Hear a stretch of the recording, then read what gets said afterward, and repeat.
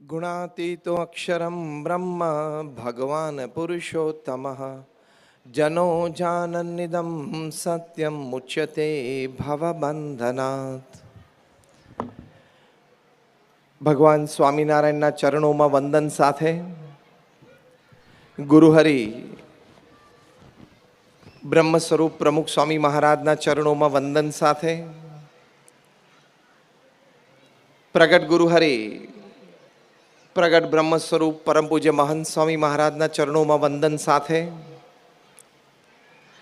આપ સર્વે એસઆરકે પરિવાર, વિશેષ અમારા વડીલ અને મિત્ર એવા ગોવિંદ કાકા, સાથે special environmental specialist Mahesh Ramanujan, and I'm very specially happy today to meet you personally. પરિવારજનો સર્વે, વિશેષ જયંતિભાઈને પ્રથમ વખત મંચ ઉપર સાંભળવાનો અવસર મળ્યો. એમના અવાજમાં ઘણી તાકાત છે અને આપ સર્વે રાહુલ, શ્રેયાંશ બધા ખૂબ મિત્રભાવથી નીરવ ઘણી વખત બેઠા છીએ અને વાતો કરી છે. એટલે આપ સર્વે પરિવારજનોને આજના પરિવારોત્સવમાં ખાસ ખાસ નમસ્કાર, જય શ્રી કૃષ્ણ, જય શ્રી રામ, જય Swaminarayan and a very good evening.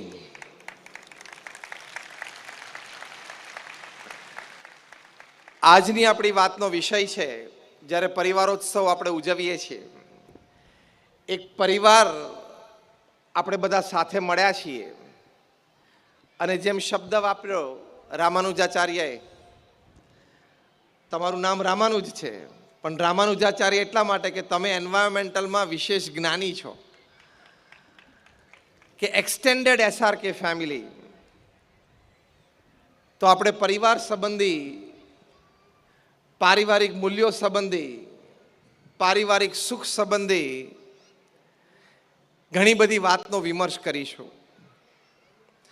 પણ આઈ થિંક પ્રથમ પ્રશ્ન તમારા મનમાં જે ઉદ્ભવે કે પરિવારો ઉત્સવ છે અને પારિવારિક સુખ અને પારિવારિક મૂલ્યો સંબંધી વાત હોય તો એમાં એક સંત શા માટે? કારણ કે અમે તો અમારો પરિવાર છોડીને આવ્યા છીએ. We don't have a biological family. એટલે જ્યારે અમને લગ્ન જીવનનો કોઈ અનુભવ નથી, સંતાનના ઉછેરનો કોઈ અનુભવ નથી, ત્યારે વિષય ઉપર વાત કેવી રીતે કરી શકાય એ પ્રશ્ન તમારા મનમાં ઉદ્ભવે એ સાહજિક છે. પણ એક બહુ જ સુંદર પુસ્તક મેં હમણાં કોરોના કાળ દરમિયાન વાંચ્યું. પુસ્તકનું શીર્ષક છે $1 ટ્રિલિયન કોચ. આ પુસ્તકમાં એક ફૂટબોલર અને ફૂટબોલ કોચ એણે આઈટી કંપનીના એક્ઝિક્યુટિવ્સને ટ્રેનિંગ આપી એ વાત લખી છે. આઈટી કંપનીના એક્ઝિક્યુટિવ્સ જે કમ્પ્યુટર એન્જિનિયર હોય, ઇલેક્ટ્રોનિક્સ એન્જિનિયર હોય, આઈસી એટલે ઇન્સ્ટ્રુમેન્ટેશન એન્ડ કંટ્રોલ ભણ્યા હોય, એ લોકોને એક ફૂટબોલર, એક ફૂટબોલ કોચ એ કેવી રીતે માર્ગદર્શન આપી શકે? બંને ક્ષેત્ર સાવ જુદા છે અને સામાન્યને નહીં. આ ફૂટબોલર બિલ કેમ્બેલ, એમણે ગૂગલ કંપનીના માલિક લેરી પેજને કોચિંગ આપ્યું છે. ગૂગલ કંપનીના senior vice president products Eric Smith એને ટ્રેનિંગ આપી છે. બીજી એક સારી મોટી આઈટી કંપની એના એક સિનિયર એક્ઝિક્યુટિવ જોનાથન રોઝનબર્ગને ટ્રેનિંગ આપી છે. એક ફૂટબોલર પાસેથી ગૂગલ કંપનીના માલિક લેરી પેજ શીખ્યા શું હશે? એક આશ્ચર્યની વાત છે. પણ આ પુસ્તકમાં ખૂબ સારી રીતે વર્ણવ્યું છે કે કોઈ પણ વ્યક્તિને કોચિંગ આપવું હોય, ટ્રેનિંગ તમારે આપવી હોય, હવે ધ્યાનથી સાંભળજો, એમાં એક કંપનીની પ્રોડક્ટ વિશે જાણવાની કોઈ જરૂર નથી. કંપનીના સેલ્સ અને માર્કેટિંગની સ્ટ્રેટેજી અને પોલિસી વિશે કોઈ જાણવાની જરૂરત નથી. આ $1 ટ્રિલિયન કોચ પુસ્તકમાં આઈટી એક્ઝિક્યુટિવ્સ લખે છે આ ફૂટબોલર વિશે. કે આ ફૂટબોલર અમને આવી બધી વાતો પૂછી જ નથી. એક જ બાબતની ટ્રેનિંગ મુખ્ય છે. આ પુસ્તકમાં લખાયું છે કે ફૂટબોલર બિલ કેમ્બેલે ટીમ ડાયનામિક્સ અમને શીખવાડ્યું કે ટીમમાં બધા સાથે રહીને કામ કરતા હોય એ વ્યક્તિઓને અંદર અંદરનો સંબંધ કેવો છે, એકબીજાને કેવી રીતે સ્વીકારી શકે છે, એકબીજાની ભૂલો કેટલી માફ કરી શકે છે, એકબીજા પ્રત્યે સહન કરવાની ભાવના રાખીને સાથે રહીને આપણે કામ કરવું એમ નિર્ણય કર્યો છે તો લાંબા વર્ષ સુધી સાથે રહીને કામ કરવું છે એવો નિશ્ચય કેટલો કર્યો છે. આટલી જ વાતની ઓળખ કોચે રાખવાની હોય છે. પછી તો પ્રોડક્ટની ક્વોલિટી, માર્કેટિંગ, સેલ્સ એ તો બધું એનું બાય પ્રોડક્ટ છે. એટલે કે સંપનો ભાવ કેવો છે કોર્પોરેટ ઓફિસમાં ટીમ હોય કે પરિવારજનો હોય એ જ મુખ્ય કોચે જાણવાનું હોય છે. એટલે અમને જો એક ફૂટબોલર છે આઈટી એક્ઝિક્યુટિવ્સને ટ્રેનિંગ આપી શકે તો અમે સંતો તો સમાજની વચ્ચે રહીએ છીએ, તમને સંસાર સંબંધી બે વાત તો પરિવાર ઉત્સવના દિવસે કરી તો શકીએ. બીજી એક વાત, જેટલા ઓલિમ્પિકના મેડાલિસ્ટ છે, gold medal, silver medal, bronze medal જીત્યા હોય એમાંથી 70% કોચ કોઈ દિવસ ઓલિમ્પિક્સ રમ્યા નથી. આ વાત ઉપરથી પણ બહુ ગહેરાઈની એક વાત તમે સમજી જજો. 70% મેડાલિસ્ટના કોચ કોઈ દિવસ ઓલિમ્પિક રમ્યા નથી, છતાં પોતાના શિષ્યને ગોલ્ડ મેડલ સુધી પહોંચાડી શકે છે. કેમ? બહાર રહ્યા એણે રમતને સારી જાણી છે. અમે પણ બહાર રહ્યા સંસારની રમતને સારી જાણી છે.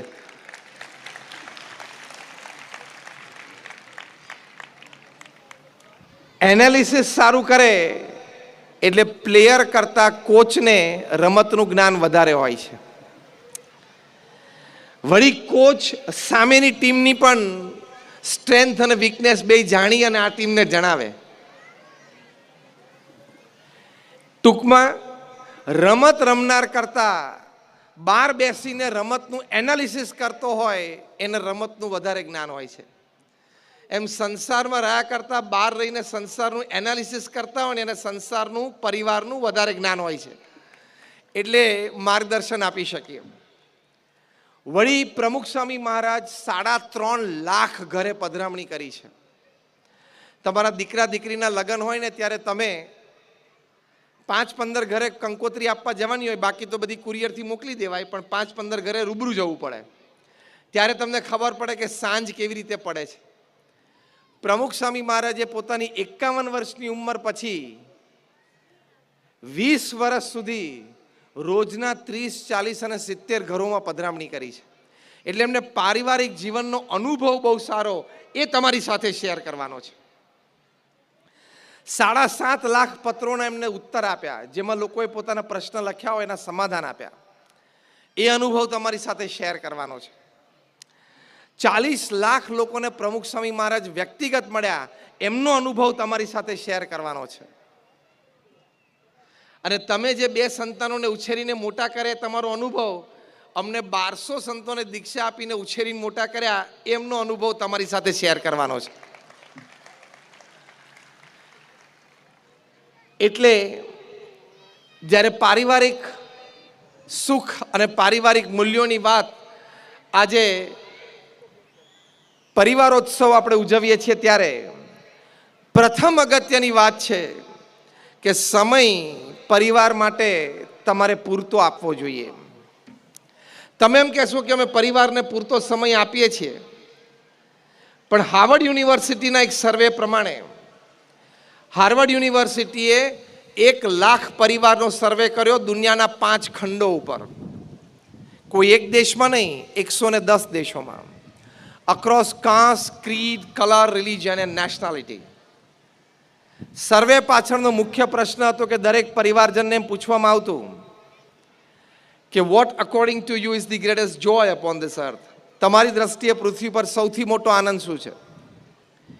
ત્યારે 67% પણ વધારે પરિવારજનોએ ઉત્તર આપ્યો કે પરિવારના સભ્યો સાથે બેસવું, પરિવારના સભ્યો સાથે વાતો કરવી, પરિવારના સભ્યો સાથે બેસીને ભોજન કરવું, પરિવારના સભ્યો સાથે આખા દિવસની દિનચર્યામાં જે કંઈ નાના મોટા પ્રસંગ બન્યા હોય એ શેર કરવા, પરિવારનો ઇતિહાસ વડીલો આવતી પેઢીને જણાવે, આવતી પેઢી પોતાના પરિવારના સુખ માટે અને ધંધાના વિકાસ માટે પોતાના વિચારો વડીલ પેઢીને જણાવે, એવા જે અનેક વાર્તાલાપ થાય એમાં પરિવારનું સુખ રહેલું છે, પરિવારનો આનંદ રહેલો છે. કન્ક્લુઝન પેપરમાં હાર્વર્ડ યુનિવર્સિટીએ લખ્યું છે કે 67% plus રિસ્પોન્ડન્ટ્સ, Maheshji, they said that spending quality and quantity time with your near and dear ones whom you love and respect, who loves and respects you, is the greatest joy upon this earth. એ પૃથ્વી પરનો સૌથી મોટો આનંદ છે. મહેશજી આપણી સભામાં પધાર્યા છે. આવા એક પ્રતિષ્ઠિત વ્યક્તિ છે. ગોવિંદ કાકાએ પણ એમનો મને પરિચય આપ્યો. રાહુલે બહુ સરસ પરિચય આપ્યો જ્યારે અમે બેઠા હતા. એટલે એમની હાજરીને માન આપીને વચ્ચે વચ્ચે થોડીક અંગ્રેજીમાં હું વાત કરીશ જેથી એમનું સ્વમાન જળવાય. કારણ કે આપણા મહેમાન બનીને આવ્યા છે, આપણે એમનો આદર કરવો જોઈએ. તો પરિવાર સાથેનો સમય, એ ક્વોલિટી અને ક્વોન્ટિટી ટાઈમ કાઢવો એ પારિવારિક સુખની સૌથી મોટી વાત છે. 22 દિવસ તમારી પાસે વર્કિંગ ડે છે. 4 શનિ રવિ કાઢો એટલે 22 દિવસ તમારી પાસે છે. એમાંથી 5 દિવસ તમને રાત્રે 10 વાગ્યા પછી આવવાની છૂટ, કારણ કે કામ હતું, ઇમરજન્સી, અર્જન્સી હતી. બીજા 3-4 દિવસ તમને રાત્રે 9 વાગે પણ આવવાની છૂટ, ટ્રાફિક હતો. 22 વર્કિંગ ડેમાંથી 14 દિવસ તમે તમારા પરિવાર પાસે રાત્રે 8 વાગ્યા સુધીમાં ન આવી શકો તો you are a poor management of time and work. તમે સમય અને કામના બહુ ખરાબ મેનેજર છો. તમારે સુધરવાની જરૂર છે. રોજ રોજ બાનું ના કઢાય બહુ કામ હતું ને 10 વાગે આવું એમ. અને આપણે પરિવારને ટેકન ફોર ગ્રાન્ટેડ લીધો છે. હવે રાત્રે 10 વાગે જઈએ, 11 વાગે જઈએ, દરવાજો ખોલે જ છે ને, અને થાળી ઢાંકેલી પડી જ હોય છે ને, અને કઢી ગરમ કરી જ આપે છે ને ઓવનમાં મૂકીને. That's not the way you live in a family. પરિવારમાં એવી રીતે ન રહેવાય. 22 વર્કિંગ ડે છે તમારા મહિનામાં, એમાંથી 14 થી 15 વર્કિંગ ડેમાં તમે 8 વાગ્યા સુધી પરિવાર પાસે પાછા આવી જ શકો છો. તમે પ્લાનિંગ બરોબર નથી કર્યું. 2017ની સાલમાં અમારા ગુરુવરી મહંત સ્વામી મહારાજ અમેરિકા પધારેલા અને વોશિંગ્ટન ડીસીમાં બેરેક ઓબામા ઇન્વાઇટેડ મહંત Swami Maharaj to his office. Barrack ઓબામાએ આમંત્રણ આપ્યું મહંત સ્વામી મહારાજને કે મારી ઓફિસે પધારો. એટલે 2017ની સાલમાં મહંત સ્વામી મહારાજ અમેરિકાના એક્સ પ્રેસિડેન્ટ બેરેક ઓબામાની ઓફિસમાં વોશિંગ્ટન ડીસીમાં પધાર્યા. ત્યાં બંને મહાનુભાવો વચ્ચે વાર્તાલાપ ચાલ્યો અને વાર્તાનો દોર એ પારિવારિક મૂલ્યો તરફ ગયો. એમાં બેરેક ઓબામા એક વાત કરી, આખો SRK પરિવાર શાંતિથી આ વાત સાંભળજો. સાંભળવા જેવી અને સમજવા જેવી વાત છે. બેરેક ઓબામા 8 વર્ષ અમેરિકાના રાષ્ટ્રપતિ રહ્યા અને બહુ જ નાની ઉંમરે, 44 વર્ષની ઉંમરે, at the age of 44 he was the president of United States. Barack ઓબામાએ મહંત સ્વામી મહારાજને 2017માં વોશિંગ્ટન ડીસીમાં પોતાની ઓફિસમાં બેસીને કહ્યું કે સ્વામીજી, હું 8 વર્ષ અમેરિકાનો પ્રેસિડેન્ટ રહ્યો. 8 વર્ષમાં એક પણ દિવસ એવો નથી કે સાંજે 6:30 વાગે હું, મારા પત્ની અને મારે બંને દીકરીઓ અમે ભોજન માટે સાથે ન બેઠા હોય. અમેરિકાના પ્રેસિડેન્ટે 8 વર્ષ પોતાની પ્રેસિડેન્સી દરમિયાન રાત્રે પરિવાર સાથે ભોજન લીધું છે. પરિવારોત્સવ આપણે ઉજવીએ છીએ. બહુ મોટી વાત આમાંથી શીખવાની છે. આપણે અહીંયા જેટલી જનસંખ્યામાં બેઠા છીએ ને, આપણા બધાનું કામ અને વહીવટ વ્યવહાર ભેગો કરીએ ને તો એ જવાબદારીની દ્રષ્ટિએ, ટેન્શનની દ્રષ્ટિએ, કાર્યભારની દ્રષ્ટિએ અમેરિકાના પ્રેસિડેન્ટ તુલ્ય ન થાય. હા કે ના? ન જ થાય. તો પણ રોજ સાંજે પરિવાર સાથે ભોજન કરવા બેસી શકતા હતા. બીજી વાત કરી કે 8 વર્ષથી મારી પ્રેસિડેન્સીમાં એમની બંને દીકરીઓ એ વખતે સ્કૂલમાં હતી. Both the daughters were quite young and school going at that time when he was the president of United States. બંને દીકરીઓ સ્કૂલમાં એમનો વાર્ષિક ઉત્સવ હોય ત્યારે બંને દીકરીઓના વાર્ષિક ઉત્સવ એક પણ મેં અને મારા પત્ની ચૂક્યા નથી. આને પરિવારોત્સવ કહેવાય. આને પરિવારમાં આનંદ કર્યો કહેવાય. થોડા વર્ષો પહેલા મેં ટાઈમ્સ ઓફ ઇન્ડિયામાં એક ઇન્ટરવ્યૂ વાંચેલો. કુમાર મંગલમ બિરલા અને એમના ધર્મપત્નીનો ઇન્ટરવ્યૂ હતો. આદિત્ય બિરલા ગ્રુપ જેના ચેરમેન કુમાર મંગલમ બિરલા છે, એ 5 લાખ કરોડનું કોંગ્લોમેરેટ છે. એટલે 5 લાખ કરોડનો વહીવટ છે અને દુનિયાના 60 દેશોમાં એમનો વહીવટ પથરાયેલો છે. કુમાર મંગલમ બિરલા અને એમના ધર્મપત્નીને ટાઈમ્સ ઓફ ઇન્ડિયાના પત્રકારે પ્રશ્ન પૂછ્યો. A very simple question, Maheshji, કે how are you spending time with your family? You have office time, you have travel time, you have meeting time. How are you finding time for your family? એટલે કે તમારે ઓફિસનો time છે, તમારે ટ્રાવેલિંગનો time છે, તમારે મિટિંગોનો time હોય, એની વચ્ચે તમે પરિવાર માટે સમય કેવી રીતે આપી શકો છો, એનું આયોજન શું કરી શકો છો? પરિવારોત્સવના દિવસે જાણવું ખૂબ જરૂરી છે. કુમાર મંગલમ બિરલાએ ઉત્તર આપવાની શરૂઆત કરીએ પહેલાં એમના ધર્મપત્નીએ કીધું કે આનો ઉત્તર મારે આપવો છે અને એમણે વાત કરી. હવે આ પણ વાત સાંભળવા જેવી અને સમજવા જેવી છે. કુમાર મંગલમ બિરલાના પત્નીએ કહ્યું કે અમારા બિરલા પરિવારમાં એક રિવાજ છે અને કાયદો છે કે રાત્રે 8 વાગે એટલે બધાએ ડાઇનિંગ ટેબલ ઉપર આવી જવાનું અને પોતાનો મોબાઈલ ફોન અમારા માતૃશ્રીને જમા કરાવી દેવાનો. આને કહેવાય પરિવારોત્સવ. Every member in the family has to come at 8 p.m. on the dining table and they have to deposit their mobile with the mother. Immediately the questioner asked, કે even Kumar Mangalam Birla does it? Kumar Mangalam Birla પોતે પોતાનો mobile પણ જમા કરાવે છે? ત્યારે એમના ધર્મપત્નીએ કીધું કે હા, કારણ કે રિવાજ છે અને પરિવારમાં કાયદો છે, એટલે પરિવારના મોભી તરીકે એમણે પણ મોબાઈલ જમા કરાવી દેવાનો. કેમ કે પરિવાર સાથે આપણે ભોજન લેતા હોય ત્યારે એક પણ રિંગ વાગવી ના જોઈએ અને વાગે તો સાયલેન્ટ મોડમાં જવી જોઈએ અને સાયલેન્ટ મોડમાં જાય તો તમને સ્ક્રીન દેખાવી ના જોઈએ. કારણ કે બહુધા આપણે પરિવારમાં રાત્રે જમવા બેઠા હોઈએ છીએ ત્યારે આપણા જમણા હાથમાં કોળીઓ હોય છે અથવા ચમચી હોય છે અને ડાબા હાથમાં શું હોય છે? બોલો, બધા બોલે છે, મોબાઈલ હોય છે. મારે તમને આ પરિવારોત્સવમાં એક જ પ્રશ્ન પૂછવો છે આ પ્રસંગે અત્યારે, કે જ્યારે તમે પરિવાર સાથે બેઠા હો અને પરિવાર સાથે ભોજન લેતા હોય ત્યારે તમારું જે લોહીનું સગું જે તમારાથી 2 ફૂટ દૂર બેઠું છે એ વ્યક્તિ અગત્યની છે કે 100 માઇલ દૂરથી કોઈ પાણીનું સગું એના સમયે તમને ફોન કરે છે એ અગત્યનું છે? Who is important? Family important છે. તમારા બધા વતી ગોવિંદ કાકાએ જવાબ આપ્યો છે. As simple as this.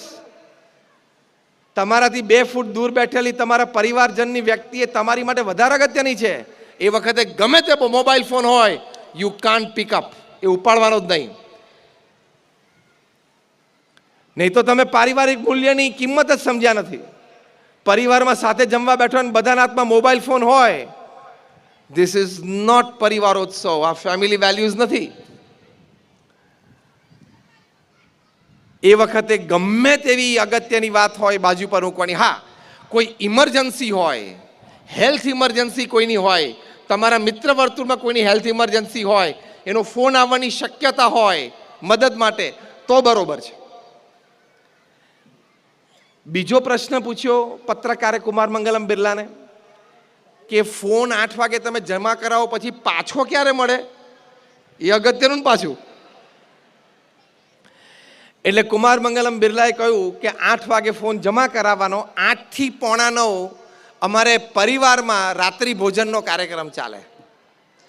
રાત્રે 8:45 થી 9:30 ત્યાં બેઠા બેઠા અમારે વાર્તાલાપ થાય, આનંદની વાતો થાય, પરિવારમાં કોઈ પ્રસંગ આવતો હોય તો એની કંઈક પ્લાનિંગની ચર્ચા થાય. અમે કંઈક જૂના પ્રસંગો જ્યારે બાળકો નહોતા અથવા નાના હતા ને એ કર્યા હોય એની કંઈક વાતો કરીએ, બાપ દાદાના જીવનના કોઈ પ્રસંગોની વાત કરીએ અને એ રીતે પરિવારનું કલ્ચર મેન્ટેન કરીએ કે આપણે આ વંશમાં આવીએ છીએ.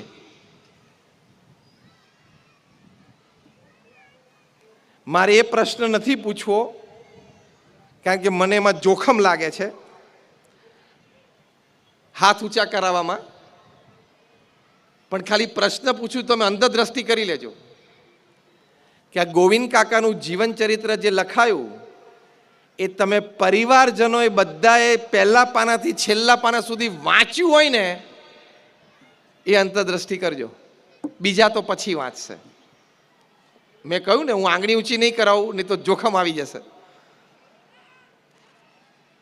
તો એ પરિવારના આપણા વડીલોએ જેને આપણો પરિવાર બાંધ્યો, પરિવારને ગતિ આપી, પરિવારમાં સમૃદ્ધિ લાવ્યા, પરિવારના સંપ માટે પ્રયત્ન કર્યો, એવા વડીલોની વાત પણ આવતી પેઢીને તમારે કરવી પડે કે આપણે આ વંશમાં છીએ, આપણે આ પરંપરામાં છીએ. એ જવાબદારી તમારી યંગ પેઢીની છે. આ બધા પિંક શર્ટવાળા બેઠા છો ને એની છે, આ ગુલાબી શર્ટવાળા બધા અને આ કાળી ટી શર્ટવાળા. કાળી છે કે વાયોલેટ છે, બ્લેક છે ને બધા, એટલે પિંક એન્ડ બ્લેક. તમે લોકોએ નીચે બ્લેક પહેર્યું છે, એ લોકોએ ઉપર બ્લેક પહેર્યું છે, પણ ટૂંકમાં જવાબદારીમાં આવે છે. That is the responsibility. તો પરિવારની લેગેસી, પરિવારની પરંપરા એ આગળ ચાલે કે અમારા બાપ દાદાએ આ પરિવાર માટે આવું કર્યું છે, અમારા બાપ દાદાએ આ પરિવારમાં સંપ અને સમૃદ્ધિ માટે આવો ભોગ આપ્યો છે, અમારા બાપ દાદા આ મૂલ્યોથી જીવન જીવ્યા છે, એ આવતી પેઢીને કહેવું પડે. કુમાર મંગલમ બિરલાએ કહ્યું કે રાત્રે અમારે આવી વાતો થાય પરિવારમાં. આને શું કહેવાય? પરિવારોત્સવ. કુમાર મંગલમ બિરલા ને પ્રશ્ન પૂછ્યો કે 9:30 તમને મોબાઈલ મળી જાય પાછો? તો કે હા, 1.5 કલાક જમા રહે અને પછી 9:30 મળી જાય. પછી શું કરવાનું મોબાઈલથી? તો એમણે કહ્યું કે અર્જન્ટ અને ઇમરજન્સી હોય એટલા ફોન કોલ ને મેસેજ એટેન્ડ કરવાના, બાકી બાજુ પર મૂકી દેવાનો. મેસેજ કરીને કાલ સવારે 10:30 વાગે હું ઓફિસમાં છું ત્યારે વાત કરી લેશું. પછી શું કરવાનું? પત્રકારે પૂછ્યું કે 9:30 પછી બધા પોતપોતાના રૂમમાં ગયા હોય, માતૃશ્રી પાસે એ વાત લખાવેલી હોય કે અત્યારે હું આ પુસ્તક વાંચી રહ્યો છું. પરિવારજનો બધા, every member in the family has to read a book and it has to be a daily process, Maheshji. And the name of the book has to be registered with the mother, and she will ask after 5, 7, 10 days how many pages you have read. માતૃશ્રી એ પોતે, કુમાર મંગલમ બિરલાએ પણ લખાવાનું કે mummy અત્યારે હું આ પુસ્તક વાંચું છું. હું કોની વાત કરું છું? 5 લાખ કરોડનો વહીવટ કરનાર વ્યક્તિની વાત કરું છું. આને શું કહેવાય? પરિવારોત્સવ. 5 લાખ કરોડનું કોંગ્લોમેરેટ છે આદિત્ય બિરલા ગ્રુપ. એના રણીધણી એટલે કે CMD, chairman and managing director, એ પણ પોતાના માતૃશ્રીને લખાવે કે અત્યારે હું આ પુસ્તક વાંચી રહ્યો છું અને હું આના રોજ 5 પાના કે 10 પાના વાંચું છું, એવું બધાનું. એટલે પાછા મધર ટીક રાખે કે આ રોજના 5 પાના વાંચે છે એટલે આને 18મી તારીખે આ પુસ્તક પૂરું થઈ જવું જોઈએ. એટલે 19મી તારીખે રાત્રિ ભોજનમાં માતૃશ્રી પૂછે કે તારું 18મીનું ટીક હતું, હવે તારે આ પુસ્તકની સંક્ષિપ્ત ગાથા 10 મિનિટમાં આખા પરિવારને કહેવાની છે. એટલે આ પાછું રોજ 10 મિનિટ ચાલે.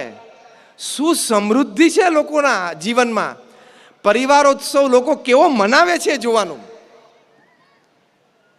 એટલે પછી કુમાર મંગલમ બિરલાના ધર્મપત્નીએ કહ્યું કે અત્યાર સુધી, હવે આ વાત પણ સાંભળજો અને સમજજો, ગોવિંદ કાકા આ વાત બહુ જ આ વાક્ય અગત્યનું છે. કુમાર મંગલમ બિરલાના ધર્મપત્નીએ કીધું કે અત્યાર સુધીમાં અમે રાત્રિ ભોજનમાં ડાઇનિંગ ટેબલ ઉપર જમ્યા પછીની વાતોમાં લગભગ 500 જેટલા પુસ્તકનો સારાંશ એકબીજા પાસેથી સાંભળ્યો છે. આને શું કહેવાય? પરિવારોત્સવ. આને પરિવારનો ઉત્સવ ઉજવ્યો કહેવાય. બાકી ચાલુ ભોજને અને ભોજન પછી તરત લાલ લીલું બટન દબાવવાનું ચાલુ કરો, ખબર પડી શું બોલ્યો? લાલ બટન એટલે યુટ્યુબ અને લીલું બટન એટલે વોટ્સએપ. એટલે લાલ લીલું બટન ઉપર આવી જાઓ એટલે એમાં તો પછી તમારે રાત્રે કલાક ને 1.5 કલાક ને 2 કલાક જતી રહે. કેમ? બધાને અનુભવ છે ને કે એકવાર લાલ બટનને અડો પછી બીજી વાર અડતા અડતા આંગળી ત્યાં પહોંચતા પહોંચતા કલાક થઈ જાય. એમ આઈ રાઈટ ઓર રોંગ? હા કે ના? Just rays your hands if you say yes. જો બધા હાથ ઊંચો કર્યો. આ લાલ અને લીલા બટન પાસે તમારા જીવનનો અને તમારા પારિવારિક જીવનનો બધો સમય ખાઈ જવાની તાકાત છે. હા કે ના? Discipline, digital discipline. Maheshji, you have to have digital discipline in your life so that you can give more time, better time, quality time to your family. તમારે ડિજિટલ શિસ્ત તો શીખવું પડશે. આ મોબાઈલ ફોન, તમામ પ્રકારના ડિજિટલ ગેજેટ્સ એ આપણને મદદરૂપ થવા માટે બન્યા છે. રિવર્સ થઈ ગયું, આપણે એના ગુલામ થઈ ગયા છીએ એટલે પરિવારને સમય નથી આપી શકતા અને એમાં પાછો એકબીજાનો ઈગો વધતો જાય. આપણે એના ગુલામ થઈ ગયા. દર 3જી મિનિટે આમ મોબાઈલને હાથના અડાડીએ ને તો આપણે ડિસ્ચાર્જ થવા માંડીએ. મોબાઈલ તો જ્યારે થાય ત્યારે સાંજ પડે. એને લીધે આ મિલેનિયલ્સમાં જે 2000ની સાલની આજુબાજુ જન્મ્યા છે ને, 2000ની આજુબાજુની સાલમાં જે બધા જન્મ્યા છો ને, 2000, 2001, 2 એને મિલેનિયલ્સ કહેવાય. એ બધાને જે ડિજિટલ ડિઝીઝીસ થાય છે ને, ડિજિટલ રોગ, ગોવિંદ કાકા, હું તમને એનું વર્ણન કરું, બહુ સાંભળવા જેવી વાતો છે. એ પરિવારોત્સવ મારી કાઢે છે આપણો. ડિજિટલ ડિઝીઝીસમાં પહેલો મોટો છે ને ફબિંગ, phone plus સ્નબિંગ. Maheshji, you know this word better. Phone plus સ્નબિંગ એટલે શું? આજની પેઢીમાં તમે પણ જોશો ને અમે પણ ખૂબ જોયું છે, યુવા પેઢીમાં તમારી સાથે વાર્તાલાપ કરતા અને ફોનની રિંગ માગે ને તો તમને ગણકાર્યા વગર તમે જાણે છો જ નહીં એવી રીતે ગોળ ફરીને પ્રેમથી ફોન ઉપર વાત કરે. This is not manners. આ એટિકેટ્સ નથી. તમે કોઈ વ્યક્તિ સાથે વાત કરતા હો એ વખતે ફોન આવે, તમારાથી ફોન લેવાય જ નહીં. લેવો પડે એવો હોય તો એ વ્યક્તિ પાસે તમારે રિક્વેસ્ટ કરીને પરમિશન માંગવી પડે કે જસ્ટ અ મિનિટ એમ બોલવું પડે. અને પછી તમે ફોન બહાર લો અને તમને એમ લાગે કે ના આ તો પછી પણ થઈ શકે છે. 1% જ એવો ફોન હોય કે તમારે એ વખતે જ લેવો પડે. બાકી 99% ફોન ઇનકમિંગ એ વખતે કેવા હોય? પછી થઈ શકે છે. પ્રત્યક્ષ વ્યક્તિને જ તમારે આદર આપવો પડે. જે વ્યક્તિ સામે પ્રત્યક્ષ છે એને આદર આપવો જ પડે. એને આદર આપીને તમે ફોનમાં કોઈ વ્યક્તિ એના ટાઈમે 200 માઇલ દૂરથી તમને ફોન કરે અને તમે વગર મેનર્સે ફોન ઉપાડી લો અને પછી ફોન ઉપાડ્યા પછી પહેલાં 1%ની રેન્જમાં આવતું એટલે કે વ્યક્તિ સાથે વાત કરવી પડે એવી હોય તો સામે ઊભેલી વ્યક્તિની બીજી વાર તમારે પરમિશન લેવી પડે. તમારે કહેવું પડે કે જરા એક અગત્યની વાત છે, હું 2 મિનિટ કરી લઉં, એવું પૂછવું પડે. એને મેનર્સ કહેવાય, એને એટિકેટ્સ કહેવાય. એ બૌદ્ધા આજની યંગ મિલેનિયલ જનરેશનમાં નથી. તમે પણ જોયું હશે ને, મેં તો બહુ જ માર્ક કર્યું છે. હવે આ બધા આવા મેનર્સ ને એટિકેટ્સ જતા રહે પછી પરિવારોત્સવ ઉજવાય નહીં. પછી ટેક્સ્ટાફ્રેનિયા નામનો રોગ થાય. ટેક્સ્ટ પ્લસ ફ્રેનિયા એટલે શું? એને એમ થાય કે આ કંઈક મોબાઈલ વાઇબ્રેટ થયો એવું લાગે છે, ખિસ્સામાં પડ્યો અને પછી આમ બહાર કાઢીને જોવે, કાંઈ નથી. તો ના જોવે ને, તું થોડે સેલિબ્રિટી છું. પછી એન્ઝાઇટી નામનો રોગ થાય છે. Text plus anxiety. Maheshji, text plus anxiety એટલે ટેક્સ્ટ મેસેજ વત્તા આતુરતા. એ શું ગોવિંદ કાકા? બધા જાણવા જેવા રોગ છે. તમારા પેલા જતા વર્ષોમાં, જતી પેઢીઓમાં, જતા દાયકામાં તમારે આ બધું સાંભળવું પડે છે. ટેક્સ્ટ એન્ઝાઇટી એટલે શું? ટેક્સ્ટ પ્લસ એન્ઝાઇટી એટલે શું કે અડધો કલાક થયો અને કેમ કોઈ મેસેજ નહીં, ફોન નહીં. આ તમે બધા હસો છો, મતલબ અનુભવ તો છે આ બધા. અને હું હંમેશા બહુ practical, I talk very practical, I don't go for theories. It is practical, isn't it Maheshji? Practical જ વાત કરું છું. એન્ઝાઇટી કે અડધો કલાક થયો, પોણો કલાક થયો, કોઈનો મેસેજ કેમ નથી આવ્યો? તું આઈપીએલમાં અને બોલિવૂડમાં નથી એ તું પહેલાં સ્વીકારી લે, એટલે કે દર 2 મિનિટે તારી ઉપર મેસેજ આવવા જરૂરી નથી. ફેડ નામનો રોગ થાય છે, Facebook addiction disorder. World Health Organization has officially declared FAD as a mental disorder. Facebook addiction disorder. તમે દિવસમાં 5થી વધારે વખત ફેસબુક ખોલો એટલે તમે માનસિક રોગથી પીડાવ છો, એવું વર્લ્ડ હેલ્થ ઓર્ગેનાઇઝેશને કહ્યું છે. તો ઘણા બધા બિચારા કે મરી ગયા, આ મોઢા તો બોલો બધા.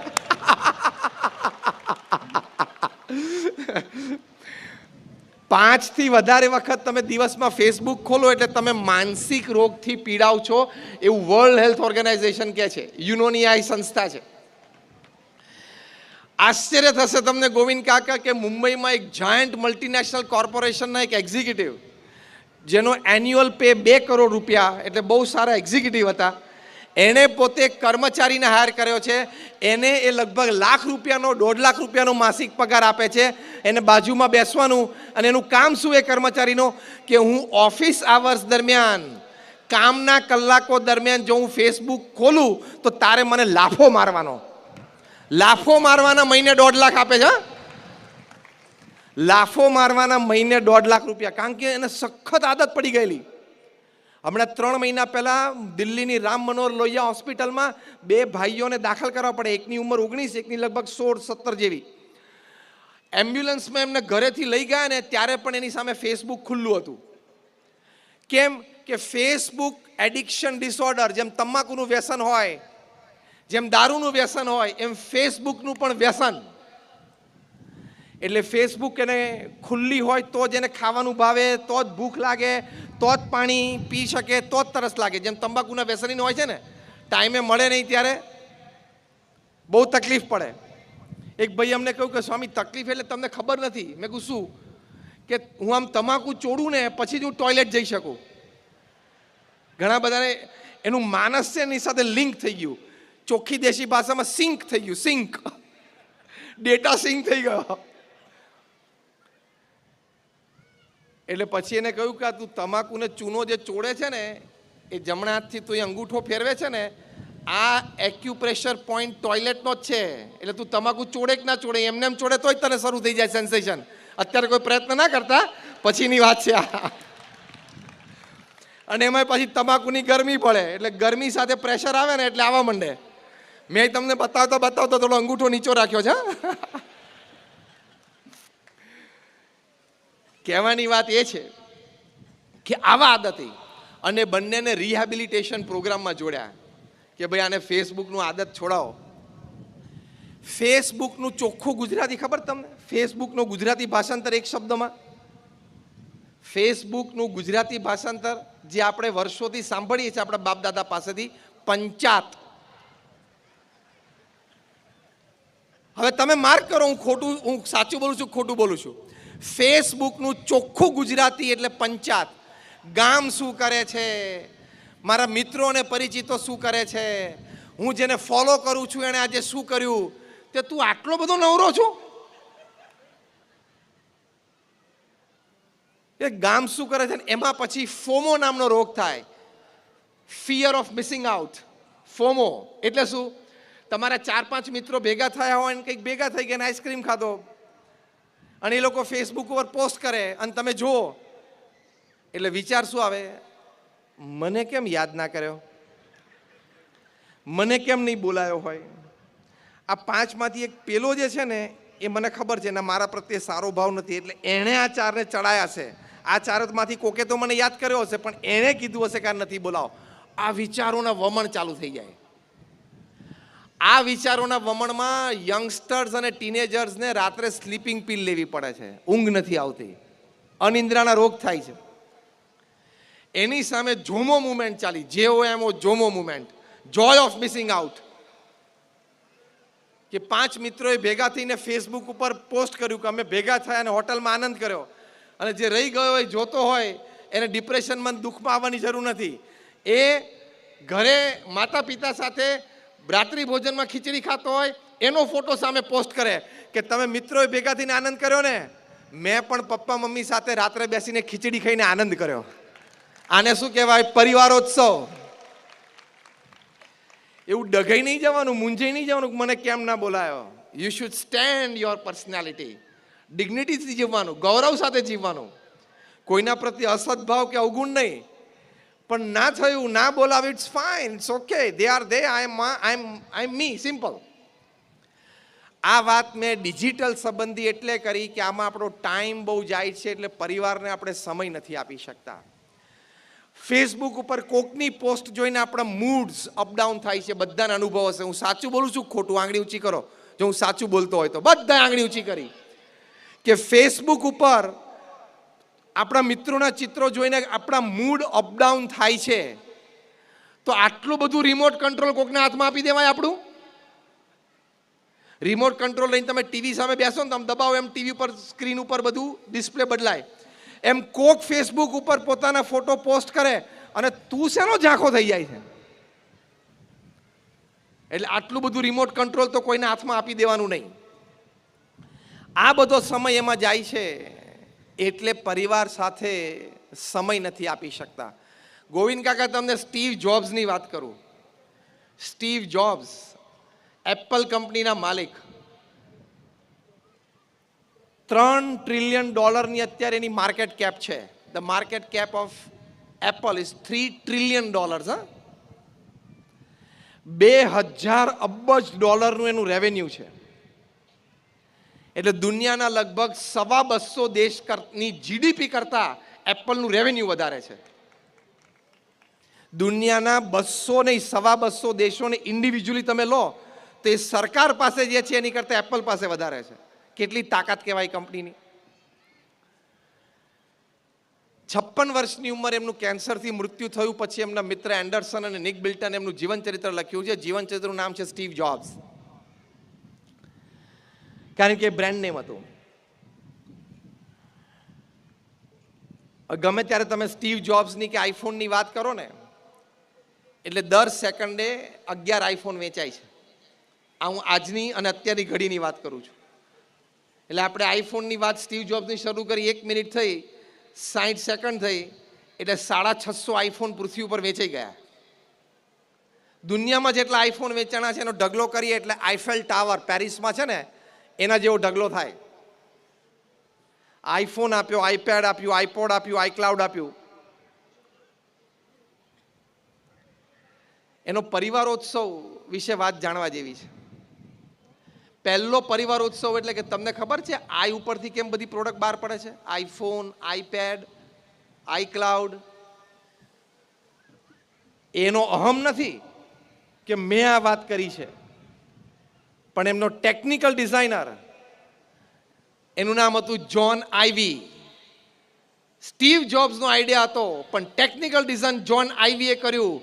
એટલે આઈવી એનું લાસ્ટ નેમનો પ્રથમ અક્ષર આઈ ઉપરથી બધી પ્રોડક્ટ બહાર પડે છે. આને શું કહેવાય? તમારા વ્યવસાયિક પરિવારમાં પારિવારિક ઉત્સવ. એ સ્ટીવ જોબ્સને આ જીવન ચરિત્રમાં Nick Bilton was the sub editor of New York Times. New York ટાઈમ્સના સબ એડિટર હતા, એટલે બહુ પ્રતિષ્ઠિત વ્યક્તિ કહેવાય. એમણે લખ્યું છે, એકવાર મેં સ્ટીવ જોબ્સને પૂછ્યું કે કયો આઈફોન તમારા સંતાનો ઉપયોગ કરે છે? લગભગ એમની 13-14 વર્ષની દીકરી અને 11 વર્ષનો દીકરો, કે આ તમારા સંતાનો કયો આઈફોન ઉપયોગ કરે છે? ત્યારે સ્ટીવ જોબ્સે કહ્યું કે મારા સંતાનોએ હજી આઈફોનનો સ્પર્શ કર્યો નથી. નિક બિલ્ટન કે હું ઘા ખાઈ ગયો. શું વાત કરે છે સ્ટીવ? બંને મિત્રો એટલે આમ પહેલા નામથી એકબીજાને બોલાવી શકે કે સ્ટીવ શું વાત કરે છે? તો કે હા. એનું કારણ શું? સ્ટીવ જોબ્સે જે વાત કરી હોય આખો SRK પરિવાર શાંતિથી સાંભળજો. હા, સ્ટીવ જોબ્સે કહ્યું કે મેં અને મારા પત્નીએ સાથે બેસીને મારા બંને સંતાનોને કહ્યું કે તમારે આઈફોન જોતો હોય તમારા મિત્ર મંડળ પાસે છે, આ તમારો આઈફોન, એમ કરી એમના હાથમાં મૂક્યો. અને પછી સમજાવવાની શરૂઆત કરી કે બેટા, તમારી ઉંમર હજી નાની છે, તમારામાં મેચ્યોરિટી, પીડતા નથી, એટલે આ ગેજેટ છે એનો તમે યથાર્થ ઉપયોગ પૂર્ણ રીતે નહીં જાણતા હો, અથવા તો તમે તમારી લિમિટ ક્રોસ કરી જશો તો આ ગેજેટમાં તમારું જીવન બગાડવાની તાકાત છે. કારણ કે એ તાકાત મેં મૂકી છે, એટલે મને ખબર છે કે નેટ ઓન ફોન હોય એટલે આખી દુનિયા, ઇન્ટરનેટ, યોગ્ય અયોગ્ય વેબસાઇટ્સ બધું ખુલી જાય એક સેકન્ડમાં, ચોથા ટચે. માટે અત્યારે તમે 13-14 વર્ષના છો, 11-12 વર્ષના છો, તમારે એક ફોન જોઈએ, એ સામાન્ય ફોન પણ બીજો સાથે લાવ્યા છીએ. તમારે અત્યારે ખાલી ફોન વાર્તાલાપ કરવાનો, પપ્પા મમ્મી સાથે, મિત્રો સાથે મેસેજ એક્સચેન્જ કરવાનો. સ્માર્ટફોન માટે હજી તમારી પીડતા નથી. આવી ઘણી બધી વાતો સમજાવી. સ્ટીવ જોબ્સના દીકરા અને દીકરી આ વાત સમજ્યા અને 18 વર્ષના થયા ત્યાં સુધી એ લોકોએ આઈફોનનો સ્પર્શ નથી કર્યો. આને કહેવાય પરિવારોત્સવ. કે તમારા સંતાનોને તમે બેસીને આ બધી વાતો કરો.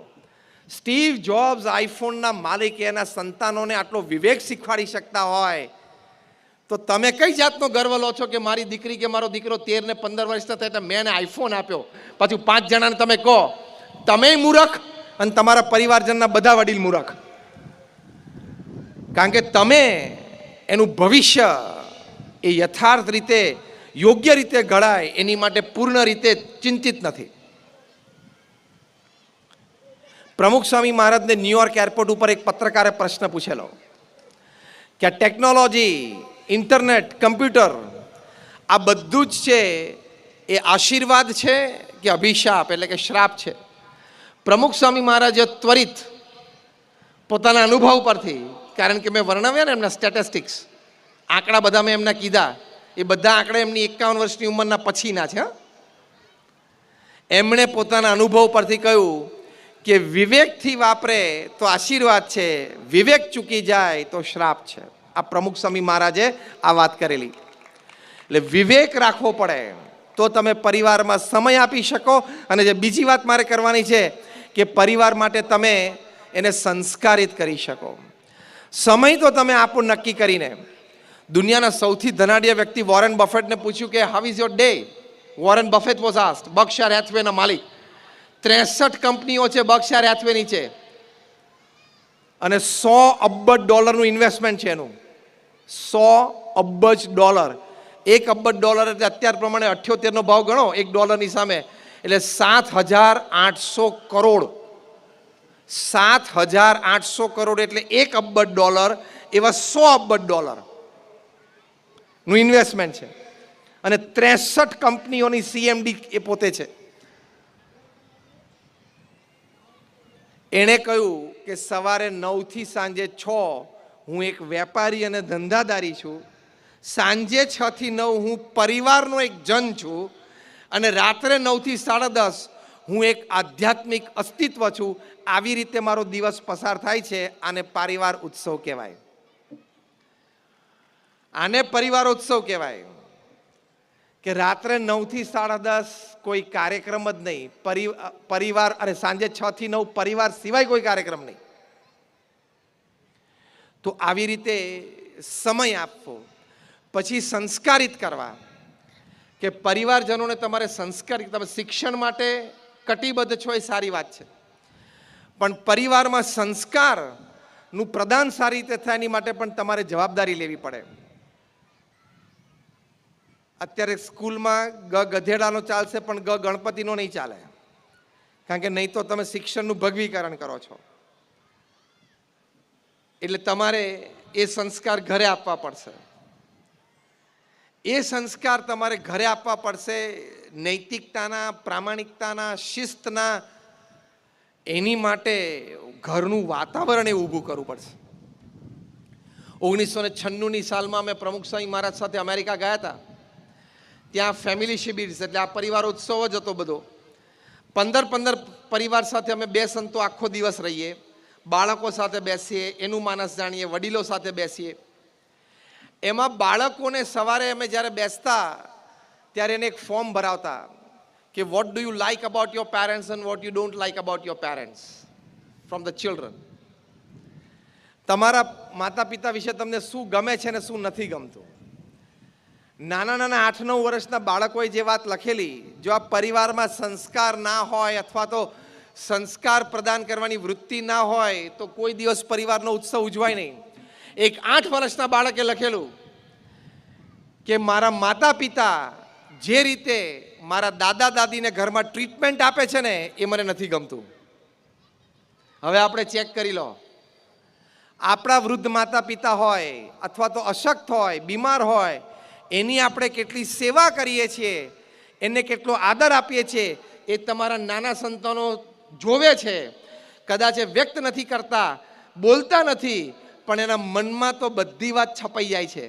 એટલે હું તો બહુ ચોખ્ખા શબ્દોમાં આ વાત મેં ઘણી વખત કરી છે અને અત્યારે કરું છું. જો તમારા વૃદ્ધ મા બાપને તમે ઘરડા ઘરમાં મૂકી આવ્યા હોય તો એ જ રૂમની ડુપ્લિકેટ ચાવી અત્યારથી રાખજો. 25 વર્ષ પછી ત્યાં તમારો નિવાસ છે જ, ત્યાં રહેવાનું જ છે 25 વર્ષ પછી. પ્રમુખ સ્વામી મહારાજને એક પત્રકારે પ્રશ્ન પૂછેલો કે ઘરડા ઘર એ આપણી સંસ્કૃતિ નથી, આપણે સંસ્કૃતિમાં ઘૂસી કેવી રીતે ગયા? સમાજમાંથી ઘરડા ઘર દૂર કરવા હોય તો એનો ઉપાય શું છે? પ્રમુખ સ્વામી મહારાજ તરત ઉત્તર આપ્યો પોતાના અનુભવથી કે તમે ચાઇલ્ડ કેર સેન્ટર્સ એટલે બાળ ઉછેર કેન્દ્રો સમાજમાંથી કાઢી નાખો, ઘરડા ઘર એની જાતે નીકળી જશે. કારણ કે બાળકો નાના હતા ત્યારે માતા પિતાને નોકરી ધંધામાંથી ટાઈમ નહોતો મળતો, એટલે બાળકોનું ધ્યાન ન રાખી શક્યા, સમય ના આપી શક્યો. they paid back in your own coins. બાળકો પછી મોટા થયા ત્યારે એ લોકોએ તમને મા બાપને સમય ના આપ્યો. એટલે વૃદ્ધ મા બાપની ઘરમાં સેવા કરવી એ આપણી શ્રવણની સંસ્કૃતિ છે, એને પરિવાર ઉત્સવ કહેવાય. આપણે નાના હતા ત્યારે આપણે અબૂધ હતા, અજાણ હતા, એટલે મા બાપે ઘણી તકલીફ વેઠીને આપણને ઉછેર્યા છે. ઘણી નાની મોટી દુઃખ દેનારી પરિસ્થિતિમાંથી પસાર થઈને આપણને ઉછેર્યા છે. તો હવે જ્યારે વૃદ્ધ થયા, એમને અશક્તિ છે, તો આપણે પણ એમને એવી જ સર્વિસીસ આપવી પડે. તમારા વૃદ્ધ માતા પિતા અથવા તો સાસુ સસરાએ ટાણે કટાણે ખાવાનું માંગ્યું અને જો તમે હુંકારો કર્યો અને તોછડા વચન બોલ્યા અથવા તો થાળી પછાડી, એ જ તોછડા વચન અને થાળી તમે 25 વર્ષ પછી રણકાર સાંભળશો જ, કારણ કે સંસ્કાર પડી ગયા બાળકોમાં. એ સંસ્કાર ખૂબ જરૂરી છે. શિક્ષણ તમે આપો છો એ બહુ સારી વાત છે, પરિવારમાં ધંધો ઊભો કર્યો એ પણ સારી વાત છે, પણ એ ધંધો અને શિક્ષણ બે સંસ્કાર વગર ઝીરો થઈ જશે. પ્રમુખ સ્વામી મહારાજ એક વાક્ય બોલતા કે જો તમે તમારા સંતાનોને સંસ્કાર નહીં આપો તો તમારે સંપત્તિ અને સંતતિ બે ખોવાનો વારો આવશે. અને આવેલું છે. 4-5 વર્ષ પહેલા તમે વોટ્સએપ ઉપર એક વિડીયો વાયરલ થયેલી જોઈ હશે. મુંબઈનો એક ધનાઢ્ય પરિવાર, 20,000 કરોડનું એમ્પાયર, શૂટિંગ્સ એન્ડ શટિંગ્સ, નીચે લખતા હતા ધ કમ્પ્લીટ જેન્ટલમેન. સંતાનને ઇંગ્લેન્ડમાં ભણાવ્યા, અમેરિકામાં ભણાવ્યા, ત્યાંથી under graduate from London, post graduate from US, અને 20,000 કરોડનો ધંધો વારસામાં આપ્યો. જે કંઈ પ્રસંગો પછી બની ગયા હશે, દીકરાએ બાપને ઘરમાંથી કાઢી મૂક્યો, નેપેન્સી રોડ ઉપર એક 2 BHK ફ્લેટ ભાડે આપી દીધો, એક કુક અને એક ડ્રાઈવર રાખી દીધો. એ વ્યક્તિએ રોતા રોતા પોતાની વાયરલ વિડીયો રજૂ કરેલી કે મૃત્યુના છેલ્લા શ્વાસ સુધી તમે તમારા ધંધાનો કંટ્રોલ આવતી પેઢીને આપતા નહીં, આ મારી સલાહ છે. પછી હમણાં એમને ગયા વર્ષે કોરોનામાં પોતાનું જીવન ચરિત્ર પુસ્તક લખ્યું, એ બહાર પડ્યું અને 24 કલાકમાં બેન થઈ ગયું. જે કંઈ ઘટનાઓ પાછળની બની હશે, આ વિડીયો તમે જોઈ હશે. એટલે શિક્ષણ આપ્યું સારી વાત છે, સમૃદ્ધિ આપી સારી વાત છે, પણ સંસ્કાર નહીં હોય તો પ્રશ્ન આવશે જ. એ સંસ્કાર માતા પિતાની સેવાના સંસ્કાર, ભાઈ બહેન સાથે આજીવન સંબંધ જાળવી રાખવાના સંસ્કાર, પરિવારની અને સમાજની નાની મોટી સેવા કરવી એ સંસ્કાર, સમાજને જ્યારે જરૂર પડી ત્યારે આપણાથી જે કંઈ થઈ શકે એમાં યોગદાન આપવું એ સંસ્કાર, ભગવાન પ્રત્યેની શ્રદ્ધા અને ભક્તિ કેળવાવી એ સંસ્કાર. આ બધા સંસ્કાર તમારે માતા પિતાએ બેસીને આપવા પડે. આમાં જે વડીલો બેઠા છે બધાને પોતાના દાદા દાદીના ખોળામાં બેસીને રામાયણ ને મહાભારતની વાતો સાંભળી છે, પણ તમે પાછલી પેઢીને સંભળાવી? તમે એમ ના માનતા કે આ બધું જૂનવાણી છે, રામાયણ મહાભારત ને Shrimad Bhagavad Gita? It is very relevant even today. IIM Ahmedabad, Indian Institute of Management Ahmedabad, દુનિયાની નંબર 1 B સ્કૂલ છે. Harvard, Stanford, Carnegie Mellon, Yale અને કિલોંગ કરતાં પણ આઈએમ એનું રેટિંગ ઊંચું છે. આઈએમ એમાં ઓફિશિયલી કોર્સ ઇન્ટ્રોડ્યુસ થયો, management wisdom from Shrimad Bhagavad Gita. Management wisdom from Shrimad Bhagavad Gita એ કોર્સ આઈએમ એમાં શરૂ થયો. અને આપણા ગુજરાતમાં પણ 6ઠ્ઠા ધોરણથી હવે શ્રીમદ ભગવદ્ ગીતા ભણાવાશે. એક ધર્મગ્રંથ તરીકે નહીં, પણ જીવન જીવવાની શૈલી એ પણ સરકારશ્રીએ નિર્ણય કરેલો છે. તો આ ગ્રંથોમાં, આપણા ચરિત્રોમાં ખૂબ તાકાત રહેલી છે. પરિવારમાં આ ગ્રંથો સારી રીતે વસાવીને, આ ગ્રંથોનું નિત્ય વાંચન કરીને, આ ગ્રંથની બધી વાતો આપણા પરિવારજનોને ખબર હોય, એ પરિવાર ઉત્સવ ઉજવ્યો કહેવાય. બાકી રોહિત શર્મા, વિરાટ કોહલી, રોનાલ્ડો એ બધાની વાતો તો તમારા છોકરાઓ એમને જાણી જશે. જાણવી જરૂરી છે માહિતી અને જનરલ નોલેજની દ્રષ્ટિએ, પણ શ્રવણ, નચિકેતા, ધ્રુવ અને પ્રહલાદની કોક દિવસ તો વાતો કરો. શ્રવણનું ચરિત્ર એના હૃદયમાં ઉતર્યું હશે તો કોક દિવસ તમે વૃદ્ધ હશો ને તમારા પગ દુખતા હશે તો પગ દબાવશે, બાકી ગળું તો છે જ, દાબી દેશે. એક વાત બાળકોએ આ લખેલી કે જે રીતે મારા દાદા દાદીને ટ્રીટમેન્ટ આપે છે મને નથી ગમતું. એક બીજા 9 વર્ષના બાળકે લખેલું કે મારા માતા પિતા મારી હાજરીમાં ઝઘડે છે ને એ મને નથી ગમતું. એટલે તમારે કદાચ ઝઘડવાનું થાય ને તો છોકરા સ્કૂલે જાય ને એની રાહ તો જોવી જ. હા, અને છોકરા સ્કૂલે જાય પછી બારણું બંધ કરીને બોક્સિંગ રિંગમાં આવી જજો 2 જણા, પણ સંતાનોની હાજરીમાં ઝઘડતા નહીં. હાર્વર્ડ યુનિવર્સિટીના સર્વે પ્રમાણે, Maheshji, you would B surprised, according to a Harvard study, the first curse words that the children learn is from their parents and especially from their mothers. Harvard યુનિવર્સિટીનો સર્વે છે કે પહેલી ગાળો બોલતા સંતાનો માતા પિતા પાસેથી શીખે છે, એમાં પણ પોતાની માતા પાસેથી શીખે છે. તમારે વાણીમાં, વર્તનમાં વિવેક જોશે. તમે ઘરમાં ગમે તે બોલી કાઢો, ગમે તે રીતે વર્તન કરી નાખો, નાના છોકરાની બધી જીભી ખાલી હોય છે. આપણી ભરેલી હોય છે લાલ લીલા બટનના લીધે. એની બધી ખાલી હોય છે, બધું પ્રિન્ટ થઈ જાય છે, ટાઈમે પછી એ બોલશે. એટલે તમારે વર્તનમાં પણ વિવેક જોશે. અમારા મંદિરમાં એક દિવસ સાંજે અમે આરતી કરી નીચે ઉતર્યા ત્યારે એક ભાઈ એના 13-14 વર્ષના છોકરાને લઈને આવ્યા કે સ્વામી આને સમજાવો, આ બીડી પીવે છે, એટલે સિગરેટ પીતો થઈ ગયો. એટલે અમારા સંતે પૂછ્યું તમે જોયું જાતે કે કોકની કીધેલી વાત સાંભળો છો કે કહો છો? કે ના સ્વામી રૂબરૂ જોયું, પૂછો એને. તો કે હા. પછી અમારા સંત એ બાપ દીકરા સાથે બેઠા અને દીકરાને પડતો મૂકીને પહેલા બાપને પ્રશ્ન પૂછ્યો તમે સિગરેટ પીવો છો? તે કે હા. બીજો પ્રશ્ન પૂછ્યો ઓફિસમાં પીવો કે ઘરે? કે ઘરે કોઈ વખત પીવું છું ને. ત્રીજો પ્રશ્ન પૂછ્યો કે ઘરે તમે બેઠા હો ને સિગરેટનો ટાઈમ થઈ ગયો અને સિગરેટ પીવાનું મન થયું હોય ને એ વખતે ઘરમાં સિગરેટ ના હોય તો આ છોકરાને પાનના ગલે મોકલ્યો છે? તો કે હા. અમારા સંત કે ચેપ્ટર પૂરું થઈ ગયું. તમને સિગરેટ પીતા જોયા, તમે એના પાનના ગલ્લે મોકલ્યો એટલે એ તરફ એના પગ વળ્યા. હવે ત્રીજો એક છેલ્લો કાર્યક્રમ બાકી હતો જાતે કરી લીધો, બીજું શું. એટલે આપણે વર્તનમાં વિવેક જોઈએ તો સંસ્કાર, તો પરિવાર ઉત્સવ ચાલે.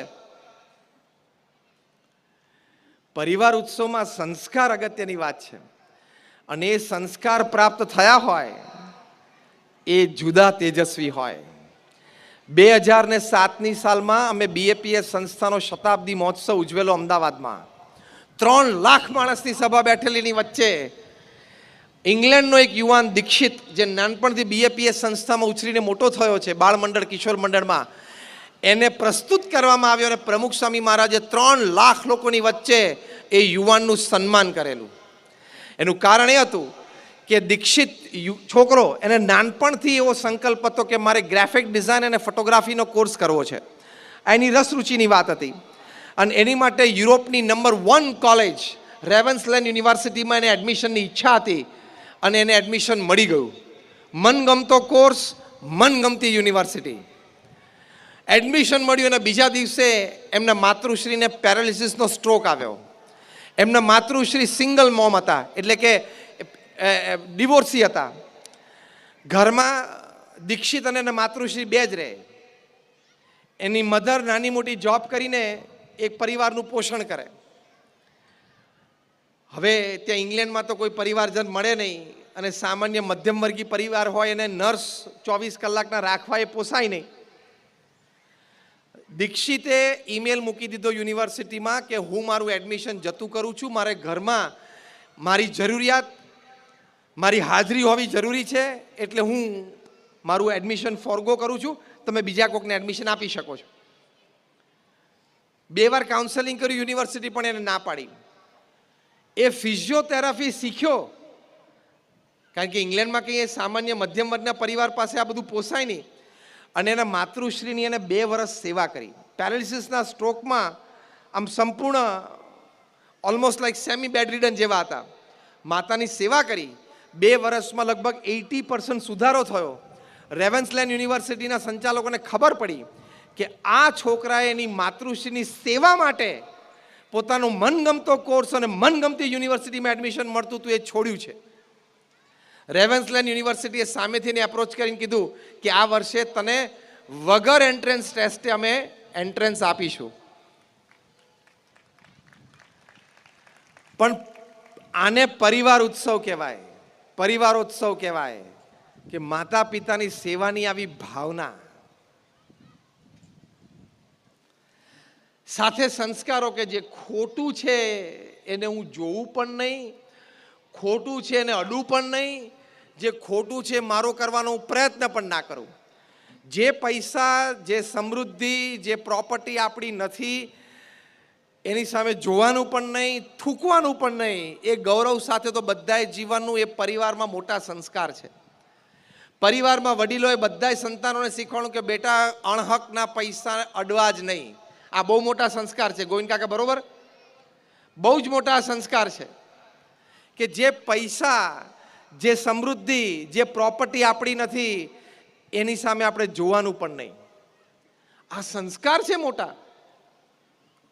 તો તમે 70-80 વર્ષની ઉંમરે તમારી મૃત્યુશૈયા ઉપર ત્યારે ઉન્નત મસ્તક સાથે જીવી શકો કે yes I lead my life. It is an important ethic, isn't it? The money that does not belong to me, the property that does not belong to me, I won't even look at it. I don't even touch it. આ આપણા સંસ્કાર છે. આ આપણે સંસ્કાર આપણા સંતાનોને શીખવાડવાના.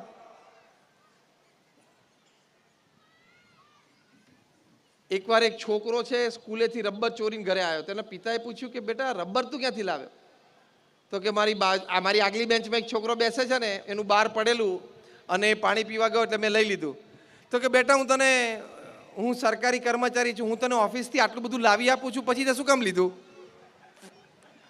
ખબર પડી? હું તને ઓફિસથી લાવી જ આપું છું. હવે બાપે એવી રીતે જ લાવતો હતો, પછી સંસ્કાર છોકરામાં કઈ રીતે પડે? આવા જ પડવાના. એટલે એ સત્યનિષ્ઠાના સંસ્કાર આપવાના. બીજી એક અગત્યની વાત છે. પ્રમુખ સ્વામી મહારાજ એક વખત વિદ્યાનગરમાં હતા. એક વ્યક્તિ એમની 2 દીકરીઓની કંકોત્રી લઈને આવ્યા અને પ્રમુખ સ્વામી મહારાજને કહ્યું કે મારી 2 દીકરીના એક જ માંડવે મેં લગ્ન લીધા છે, આપ આશીર્વાદ આપો, બંને સુખી થાય.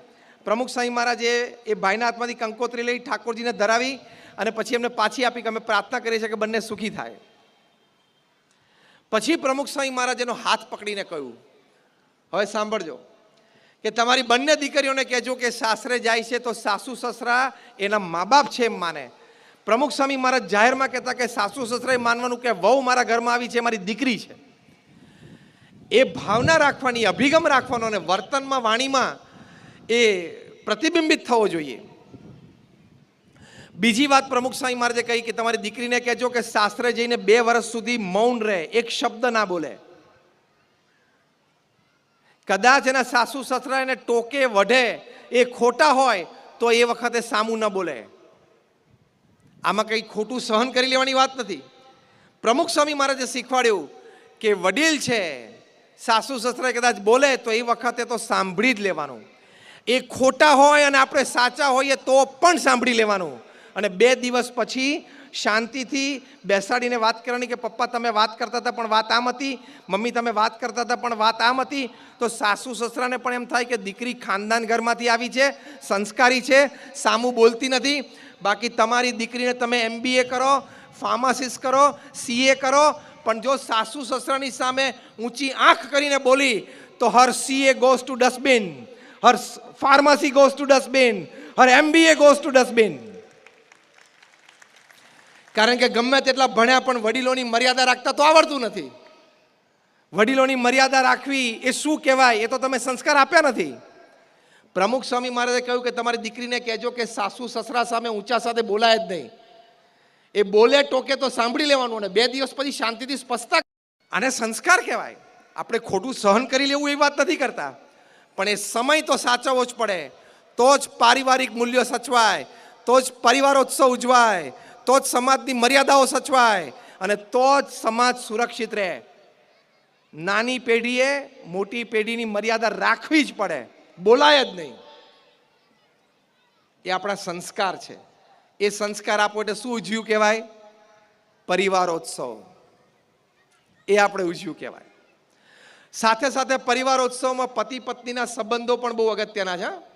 દિલ્હીમાં રોજના 70 કેસ નોંધાય છે ડિવોર્સના.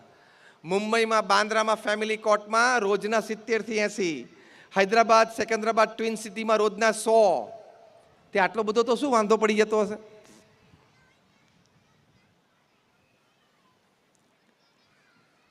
અમેરિકામાં ડિવોર્સ કપલ્સ એટલે ડિવોર્સ લોયર્સની મિટિંગ થઈ, જે વકીલો છૂટાછેડા કરાવતા હોય. 300 વકીલો ભેગા થયા. 3 દિવસનો આ કોન્ફરન્સ અને બ્રેઇન સ્ટોર્મિંગ સેશન. 3 દિવસ પછી એ લોકોએ કન્ક્લુડ કર્યું કે યંગ કપલમાં છૂટાછેડાનું મુખ્ય કારણ શું છે? 5 મુખ્ય કારણ. The principal 5 reasons of divorce among young couples. 5 મુખ્ય કારણમાં એક કારણ પહેલું શું આવ્યું?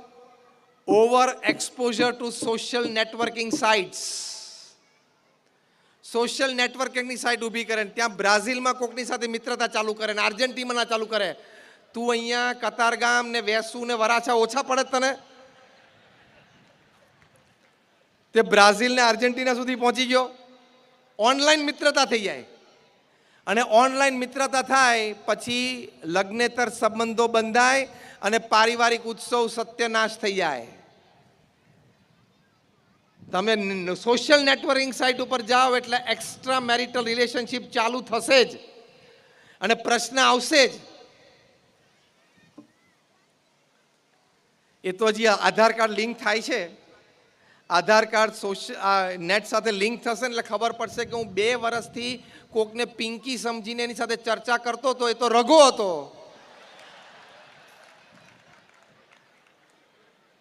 કારણ કે સોશિયલ નેટવર્કિંગ સાઇટ્સ ઉપર લોકો પોતાની આઈડેન્ટિટી છુપાવે છે, પોતાનું જેન્ડર પણ છુપાવે છે કે હું પુરુષ છું કે સ્ત્રી છું. Isn't it, Maheshi? People are hiding their identity and people are hiding their gender as well. Nobody knows that I am chatting with a male or a female, isn't it? કોઈને ખબર નથી હોતી અને પછી કાર્યક્રમ ચાલે. તમને ભયંકર ગાથાની સંભળાવવા છૂટાછેડા કેવી રીતે થાય છે સોશિયલ નેટવર્કિંગ સાઇટ ઉપર. દિલ્હીમાં એક વ્યક્તિને સોશિયલ નેટવર્કિંગ સાઇટ ઉપર એક સ્ત્રી સાથે પ્રેમ થઈ ગયો. એ સ્ત્રીને પણ આ પુરુષ સાથે પ્રેમ થઈ ગયો અને ચેટિંગ કરે અને ફોટો તો પેલો આમ એવા એંગલથી પાડીને મૂક્યો ને તો તમે આઈડેન્ટિફાય ના કરી શકો. પછી બંને જણાએ મળવાનું નક્કી કર્યું. કારણ કે 2 મહિનાથી સોશિયલ નેટવર્કિંગ સાઇટ ઉપર ચેટિંગ કરતો મળવું તો પડે ને. પછી તે રૂબરૂ મળ્યા તો પતિ પત્ની નીકળ્યા. ત્યાં છૂટાછેડા. હવે એના કરતાં પણ તમને એક ભયંકર ગાથા સંભળાવો. બધી સત્ય ઘટનાઓ છે.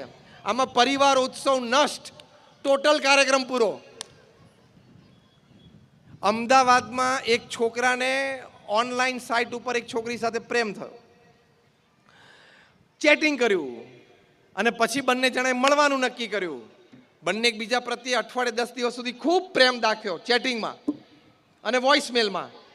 કારણ કે 2 પાછા થોડાક ડરતા હોય ને કે આમ વિડીયો ચાલુ નથી કરવો અથવા તો ચહેરો નથી દેખાડવો, એટલે ટેક્સ્ટ હોય ને બહુ તો વોઇસમેલ હોય. પણ બહુ પ્રેમ એકબીજાને થઈ ગયો. 2 જણા મળ્યા, સગ્ગા ભાઈ બહેન. આ વાસ્તવિકતા છે. સમાજની ભયંકરતાની વાસ્તવિકતા બનાવું છું. એટલે તમારા સંતાનોને ચેતવજો, નહીં તો આ પરિવારોત્સવ આખો પૂરો થઈ જશે. એક જ કાર્યક્રમમાં આખો પરિવાર છિન્ન ભિન્ન થઈ જશે. એટલે પતિ પત્નીના સંબંધોમાં પણ ખાસ ધ્યાન રાખજો, નહીં તો પરિવાર ઉત્સવ બધો કાર્યક્રમ પૂરો. જેમ અમેરિકામાં 30 થી 40% સંતાનો સિંગલ પેરેન્ટ સાથે રહે છે, કાં તો મા સાથે કાં તો બાપ સાથે. Maheshji, am I right? More than 30 to 40% of the children they stay with one parent, either a father or a mother. એવી રીતે રહે છે. એવું પછી સર્જાવા મળશે અહીંયા. અને પાછો પકડાઈ જાય એટલે કે ના મારો તો એવો ભાવ નહોતો. તો ભાવ નહોતો તો કર્યું શું તે? મારી એવી ઈચ્છા નહોતી, મારે કંઈ એવો અંતરમાં ભાવ નહોતો. હવે એ તો આપણે ક્યાં પકડવા જવું? એના અંતરના ભાવના તો કે અમારે નીકળતા નથી. ગોવિંદ કાકા એક મજાની વાત કરું પરિવારોત્સવમાં, કે મુંબઈમાં બાંદ્રામાં રોજના જે 70-80 છૂટાછેડાના કેસ નોંધાય છે ને, એમાં 5% કેસ 60થી ઉપરની ઉંમરના છે. તે બધા સ્તબ્ધ થઈ ગયા. એનું વકીલોએ રિસર્ચ કર્યું કે 60થી ઉપરના લોકોને આ છૂટાછેડાનું મન કેમ થતું હશે? એનું કારણ શું હશે? અલ્યા ભાઈ 35 વર્ષ ચાલી ગયું, હવે 10-15ની વાત છે, ચલાવી લે. કારણ કે 60 થાય એટલે 35 તો ચાલી ગયું ને, 25 લગ્ન કર્યા હોય તો. હવે 10-15ની વાત છે, ચલાવી લે ને. આમે 70-72 થશે એટલે એકાદાની વિકેટ પડવાની જ છે.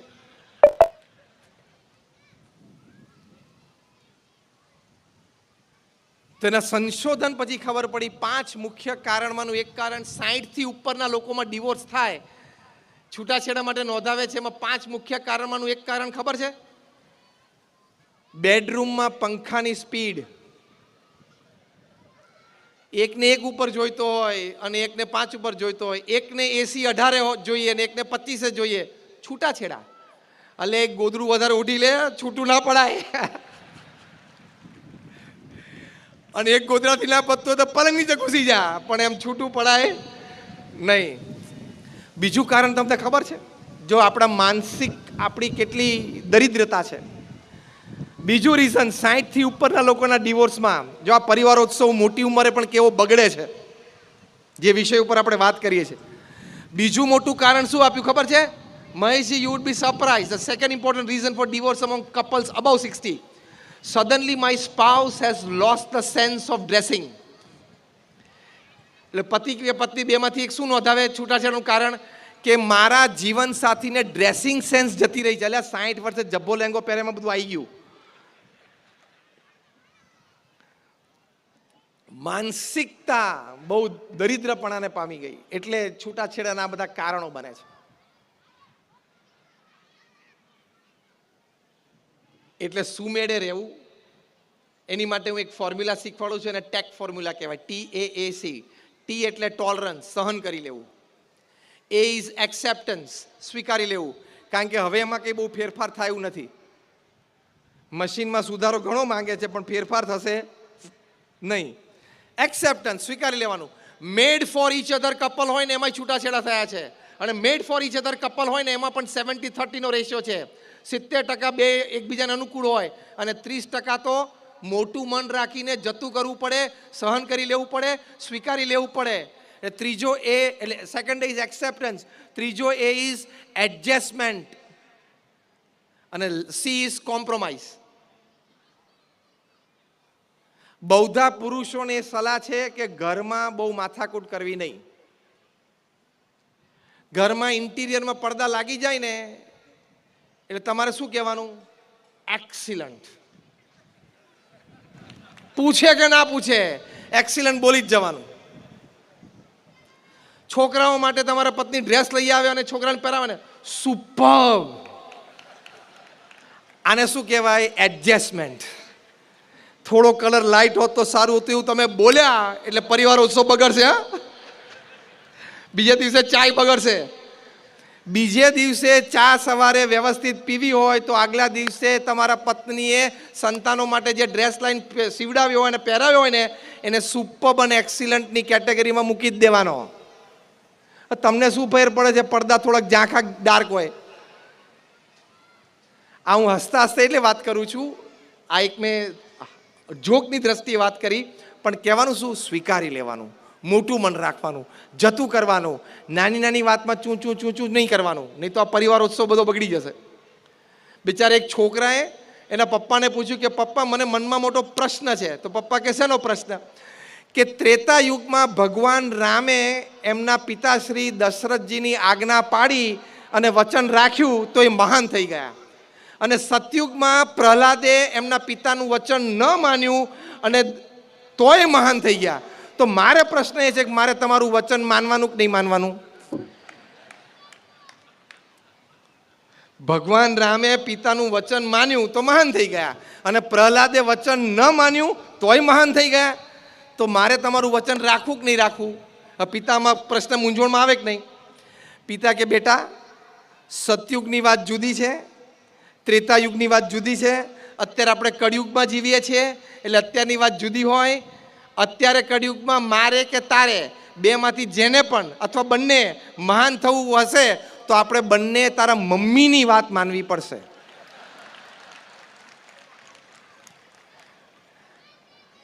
આવા સંપની ભાવનાથી રહીએ, પરિવાર ઉત્સવ ઉજવ્યો કહેવાય. સંપની ભાવનાથી રહીએ કે હા ચલો હવે તમે કહો છો એમ. તમે એમ કહો કે આપણે આ વખતે મનાલી જવું છે અને પરિવારજન એમ કે આપણે આ વખતે માથેરાન જવું છે, તો આપણે મનાલીનો કાર્યક્રમ આવતા વર્ષે રાખવાનો. મનાલીએ રહેવાનું છે અને તુંય રહેવાનો છું, પણ આ વખતે મનાલી જઈશ તો આ નથી રહેવાનો. એટલે થોડું આ એડજસ્ટમેન્ટ કહેવાય. તમને આશ્ચર્ય થશે, પ્રમુખ સ્વામી મહારાજ, તમારે તો 2 સંતાનો, અમે 1200 સંતાનો. તમારા સંતાનો તો તમારો ઉછેર, તમારું લોહી, તમારું ભણતર. અમે 1200 સંતો, કોઈને પ્રમુખ સ્વામી મહારાજ સાથે કોઈ બીજો સંબંધ નહીં, છતાં અમને 1200 સંતોને પ્રેમથી ઉછેર્યા.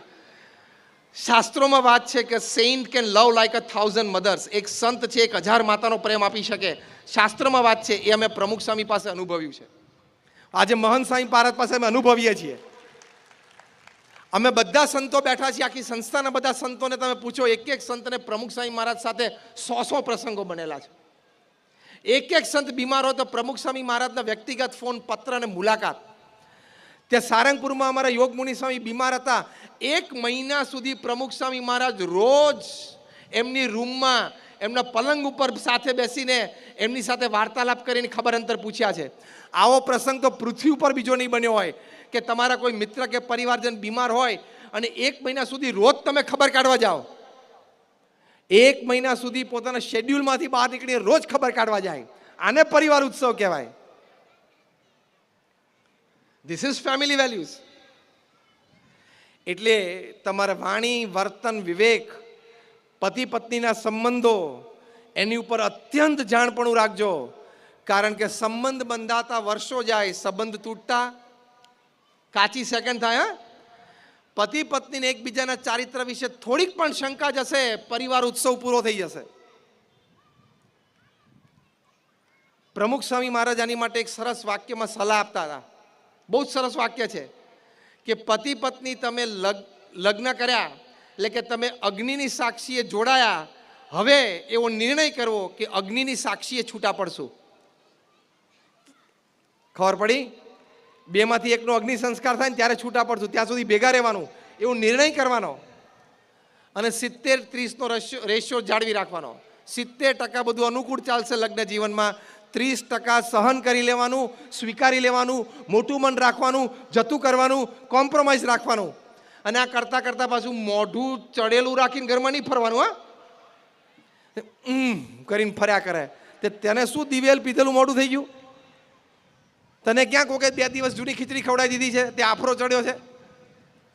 સ્માઇલિંગ ફેસ સાથે પરિવારમાં સવારે તમે બેડરૂમમાંથી બહાર નીકળો એટલે your face should be smiling, isn't it? You should be smiling in your family through out the day. તમે ઓફિસમાં જાઓ તો સ્માઇલિંગ ફેસ રાખો ને. ચહેરા ઉપર સ્મિત રાખવામાં ક્યાંક પૈસા દેવા પડે છે? પરિવાર ઉત્સવ ઉજવવો હોય તો ચહેરા પર હંમેશા સ્મિત રાખવાનું. મનગમતું થયું તો પણ સ્મિત, મનગમતું ના થયું તો આપણા પરિવારજનનું જ કોકનું મનગમતું થયું છે ને, મનાલીના બદલે માથેરાન, તો પણ ચહેરા ઉપર સ્મિત રાખવાનું. આને કહેવાય પરિવાર ઉત્સવ. કે મારું ના થયું પણ મારા દીકરાના મનમાં તો એ થયું ને, મારું ના થયું પણ મારા પત્નીના મનમાં તો એ તો થયું છે ને, મારું ના થયું પણ મારા દીકરીના મનનું તો થયું છે ને. આવું બધાય સમજવાનું. મારું કેમ ના થયું એ વિચારો એટલે પરિવાર ઉત્સવ ઉપર ચોકડી. મારું નથી થયું પણ મારા પરિવારજનનું તો કોકનું મનનું રખાણું ને, એની ઈચ્છા પ્રમાણે તો થયું ને, તો રાજી રહેવાનું. You are a family. This is called family celebration, this is called family festival. આને પરિવારોત્સવ કહેવાય. અને છેલ્લી વાત હું 5 મિનિટમાં પૂરું કરું છું. ભગવાન પ્રત્યેની શ્રદ્ધા અને ભક્તિ તમારા પરિવારજનોને કેળવાઓ. પ્રમુખ સ્વામી મહારાજ એક વાત બહુ સુંદર કરતા કે તમારા પરિવારજનોને ભગવાન પ્રત્યેની શ્રદ્ધા અને ભક્તિ દ્રઢ કરાવો. કારણ કે હું હવે પ્રેક્ટિકલ વાત કરું છું, થિયરીની, મોક્ષની અને સ્વર્ગની વાતો હમણાં આપણે નથી કરવી. બહુ પ્રેક્ટિકલ. ભગવાન પ્રત્યેની શ્રદ્ધા અને ભક્તિથી તમને શું લાભ છે? તો પહેલી અગત્યની વાત છે, જ્યારે યુગાન્ડામાં 1972ની સાલમાં ઈદી અમીને બધાને કાઢી મૂક્યા, એશિયન્સને, ઇન્ડિયન્સને, ગુજરાતીઓને. એ વખતે ઘણા બધા લંડન ગયા, ઘણા બધા ઇન્ડિયા આવ્યા. એમાં જે ઘણા બધા લંડન ગયા એ લોકો તો ત્યાં સામાન્ય નોકરી ચાલુ કરી દીધી. યુગાન્ડામાં મોટી મોટી દુકાનો હતી, મોટા મોટા ધંધા હતા, 8-10 બેડરૂમના બંગલા હતા, 2-5 ગાડીઓ હતી, ઘરમાં 8-10 આફ્રિકન નોકરો હતા. એ બધું છોડીને 72 કલાકમાં લંડનમાં રોડ ઉપર આવી ગયા. કેવો આઘાત લાગે, કેવો શોક, કેવો સેટબેક. ચાર્લ્સ કનિંગહેમ નામના એક બ્રિટિશ ઇતિહાસકારે બહુ જ સરસ એક આ સંબંધી પુસ્તક લખ્યું છે. અને આ પુસ્તકમાં એમણે લખ્યું કે આ બધાને શોખ તો હતો, ડઘાઈ તો ગયેલા, પણ કોઈ સ્ટ્રેસમાં નહીં, કોઈ ટેન્શનમાં નહીં, કોઈ આપઘાત નથી કર્યો. 2000 આપણા ગુજરાતીઓનો ઇન્ટરવ્યૂ લઈને ચાર્લ્સ કનિંગહેમે આ પુસ્તક લખ્યું છે. અને આ પુસ્તકમાં એને લખ્યું છે કે આટલા સેટબેક અને શોક પછી પણ આ લોકો સ્થિર રહી શક્યા. હા, દુઃખ છે પણ સ્થિર રહી શક્યા. એનું કારણ they had singular faith in God. એ લોકોને ભગવાનમાં શ્રદ્ધા હતી કે યુગાન્ડામાં જાઓ જલાલી હતી, એ ભગવાનની ઈચ્છા. છોડવું પડ્યું એ પણ ભગવાનની ઈચ્છા. જે હમણાં ગોવિંદ કાકાએ વાત કરીને કે ઈશ્વર ઈચ્છા સામે કોઈનું ચાલતું નથી. કોરોના વાયરસ હજી કોઈએ જોયો નથી, જે તમે શબ્દ બોલ્યા એ. It is invisible but invincible. એ દેખાતો નથી પણ હજી જ છે. પાછું અત્યારે આપણે બોમ્બેમાં, મહારાષ્ટ્રમાં ચાલુ થઈ ગયું છે. અને આઈઆઈટી કાનપુરના મોડલ પ્રમાણે જે પહેલો વેવ આવ્યો, બીજો વેવ, એની પરથી એ લોકોએ જે મોડલ તૈયાર કર્યું છે એ મોડલ પ્રમાણે 2nd અને 3rd વીક જૂનમાં આખા ભારતમાં આવશે.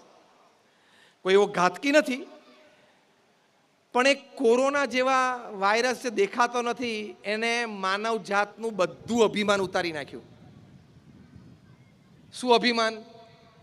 કે તું ગમે તેટલા મોટા બુદ્ધિશાળી હોય, હોશિયાર હોય, વેપાર ધંધો કરતો હોય, આખી પૃથ્વી પરથી માણસ જાતને સાફ કરી નાખવી હોય તો મારામાં તાકાત છે, એવું વાયરસે કહી દીધું ને. આવા તો 500 પ્રકારના વાયરસ ફરે છે. આ તો ભગવાનની કૃપાથી આપણે બચીએ છીએ. કોરોના અને કોરોનાને બચ્ચું કેવડાવે એવા એના બાપ વાયરસ એવા તો કેટલાય છે, આજુબાજુ જ છે, પણ એનાથી રક્ષા ભગવાન આપણી કરે છે. એટલે આમ પાનની પિચકારી ખાતા ખાતા પાનના ગલ્લે ઊભા ઊભા બટન ખુલ્લું રાખી કોણે ભગવાનને જોયા છે? અને કાં તો ભૂલથી બીએસસી થઈ ગયો 2 ટ્રાયલથી, 2 ટ્રાયલ લઈને બીએસસી થયો હોય એ પાછો છાતી ખુલ્લી કે હું ન્યૂટનને ભણ્યો છું, હું આર્કિમિડીઝને ભણ્યો છું, હું આઇન્સ્ટીનને ભણ્યો છું, હું પાસ્કલને ભણ્યો છું, એટલે હું વૈજ્ઞાનિક છું. અલ્યા આ જે 5 નામ તે દીધા ને એ બધા ભગવાનમાં પૂર્ણ શ્રદ્ધા ધરાવતા હતા. તને ખબર છે? એ વિષય એક જુદો છે, લેતો નથી. હું તમને દુનિયાના પ્રથમ 50 વૈજ્ઞાનિકોને ભગવાન પ્રત્યે શું શ્રદ્ધા હતી, શું પ્રાર્થના કરતા હતા એ હું તમને કહી શકું. કોઈક દિવસ જુદો વિષય છે, લેશું. એટલે ભગવાન પ્રત્યેની શ્રદ્ધા છે. ચાર્લ્સ કનિંગહેમે કહ્યું કે એ કઠિન પરિસ્થિતિમાં સ્થિર રહી શકશે. જીવનમાં સૌથી અગત્યની વાત તો આ જ છે ને કે પરિસ્થિતિ અને સંજોગો જ્યારે કઠિન હોય ત્યારે તમે સ્થિર રહી શકવા જોઈએ. પછી એ વ્યક્તિગત જીવનમાં હોય, પારિવારિક જીવનમાં હોય, વ્યવસાયિક જીવનમાં હોય. When the situations are tough, Maheshji, and when it is opposing, you should be able to stabilize yourself, isn't it? And that is the biggest achievement of life. એ જીવનનું સૌથી મોટું અચીવમેન્ટ છે કે કઠણ પરિસ્થિતિમાં તમે સ્થિર રહી શકો. એ મહાન વિચારકોએ લખ્યું છે કે ભગવાન પ્રત્યેની શ્રદ્ધા હશે તો જ તમે રહી શકશો. એ કઈ શ્રદ્ધા? કે ભગવાન જે કરે એ સારા માટે કરે છે. મને પીઠ થપથપાવે અને પ્રશંસા કરે તોય સારું, મને ગાલ ઉપર લાફો મારે તો પણ સારું. એ જે શ્રદ્ધા છે ને કે ભગવાન કરતા હરતા છે. 3 શબ્દ ગોવિંદ કાકાએ વાપર્યા હતા: કર્તુમ, અકર્તુમ અને અન્યથા કર્તુમ. આ વાત ભગવાન વિશે સમજીએ એ શ્રદ્ધા છે. પછી થોડુંક નામ સ્મરણ કરીએ, જે પણ ભગવાનમાં તમે માનતા હો. પછી તમે પ્રાર્થના કરો. યુનિવર્સિટી ઓફ ફિલાડેલ્ફિયા અને પેન્સિલ્વેનિયામાં ડૉક્ટર H.G. કોઈંગ, ડૉક્ટર એન્ડ્રુ ન્યુબર્ગ, હું તમને નામ સાથે બોલું છું, એ લોકોએ રિસર્ચ કરી, સાયકોન્યુરો સોફ્ટવેર્સથી કરી, સાયન્ટિફિક રિસર્ચ, કે તમારા શરીરમાં તમે નોર્મલ બેઠા ત્યારે જે હાર્મોન સિક્રેટ થાય બ્લડ સ્ટ્રીમમાં, એને તમારા મનના વિચારો, બુદ્ધિના વિચારો જે ચાલે, અને તમે ભગવાનનું નામ સ્મરણ કરવા બેસો માળા લઈને, એ વખતે તમારા શરીરમાં જે હાર્મોન્સ રિલીઝ થાય છે એની અસર તમારા માનસ ઉપર શું થાય છે એ સાયકોન્યુરો સોફ્ટવેર્સથી એ લોકોએ સંશોધન કર્યું. એટલે પૂર્ણ રીતે વૈજ્ઞાનિક ઢબનો આ પ્રયોગ હતો. એ લોકોએ કહ્યું કે જો નામ સ્મરણ ભગવાનનું 10 કે 15 મિનિટ પણ કરીએ તો નાના બાળકોને 15 થી 25% યાદદાસ્તમાં વધારો થાય છે. જે ટીનેજર્સ અને યંગસ્ટર્સ છે, આપણા ઘરમાં જે તરુણ વયના અને યુવાનોના આપણા દીકરા દીકરી છે, એ લોકો 10 મિનિટ પણ ભગવાનનું નામ સ્મરણ કરે, 10-12 મિનિટ કરે, એ લોકોને 15 થી 25% વિલ પાવર અને કોન્ફિડન્સ, આત્મવિશ્વાસ અને મનની શક્તિમાં જાગૃતિ આવે છે. આ વૈજ્ઞાનિક ઢબે થયેલો પ્રયોગ છે. જે 22 થી 60 વર્ષના જે બૌદ્ધ અહીંયા બેઠા છીએ, એ લોકોને 15 થી 25% વધારો દુઃખ સહન કરવાની શક્તિ, ધ બફર કેપેસિટી, એમાં થાય છે. એ બહુ જરૂરી છે ને પરિવાર ઉત્સવમાં. નહીં તો એક જણાને દુઃખ આવે લીધે આખો પરિવાર બિચારો ડિપ્રેશનમાં આવી જાય. દુઃખ સહન કરવાની શક્તિ વધે એટલે તમારી નોકરી જાય, મોટું નુકસાન જાય. એ વખતે તમે એ દુઃખ તમારા પરિવારજનોને પાસ ઓન ના કરો ને, એ બહુ મોટી જરૂરિયાતની વાત છે. એ ભગવાનમાં શ્રદ્ધાથી આવે છે. અને છેલ્લી વાત લખી, જે 60 થી 80 વર્ષના હતા એ લોકોને 15 થી 25% વધારો એ રોગ પ્રતિકારક શક્તિમાં મળ્યો. એટલે આ સાયકોન્યુરો સોફ્ટવેર્સથી ડૉક્ટર એન્ડ્રુ ન્યુબર્ગે શું સાબિત કર્યું કે તમે રોજ 10 થી 12 મિનિટ પણ ભગવાનનું નામ સ્મરણ કરો છો તો તમને યાદશક્તિમાં વધારો મળે છે, આત્મવિશ્વાસમાં વધારો મળે છે, મનની શક્તિમાં વધારો મળે છે, દુઃખ સહન કરવાની શક્તિમાં વધારો મળે છે અને રોગ પ્રતિકારક શક્તિમાં પણ વધારો મળે છે. આ 5 લાભ થાય. પરિવાર ઉત્સવ કેવો ઉજવાય? કારણ કે બધાનું મનોબળ વધી ગયું, બધાનો આત્મવિશ્વાસ વધી ગયો પરિવારમાં, તો પરિવાર ઉત્સવ સરસ ઉજવાય. તો આ બધી વાતો પરિવારોત્સવની છે.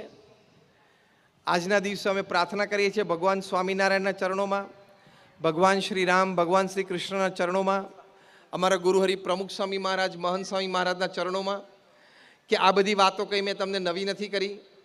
આ બધી વાતો તમે સારી રીતે સમજો છો, જાણો છો, અનુભવેલી પણ હશે. પણ જ્યાં છીએ ત્યાંથી આપણે એક ડગલું આગળ ચાલી શકીએ તો આજે આ કાર્યક્રમનું જે આયોજન થયું એ સાર્થક થયું ગણાય. અને છેલ્લી વાત કે આજે વર્લ્ડ એન્વાયરમેન્ટ ડે છે અને આવા એક મોટા નિષ્ણાત આપણે ત્યાં આવ્યા છે અને આપણે કાલે વૃક્ષારોપણનો મોટો કાર્યક્રમ છે. એટલે ખાસ જે હમણાં જાહેરાત થઈ હતી એ પ્રમાણે બધા શ્રદ્ધાથી જોડાજો. One plant is one life, save the earth. આપણી પાસે એક જ દુનિયા છે, હા, ખબર છે ને? અહીં કંઈ આગું પાછું થશે તો બીજા ગ્રહ ઉપર જવાય એવું છે નહીં, અત્યારે તો નહીં. બીજા કોઈ ગ્રહ ઉપર વ્યવસ્થા આપણી થાય એમ નથી અને ત્યાં પહોંચી શકીએ એમ નથી. એટલે એક જ પૃથ્વી છે ને આપણે સાચવવાની છે, જાળવવાની છે. એટલે no use of one time plastic.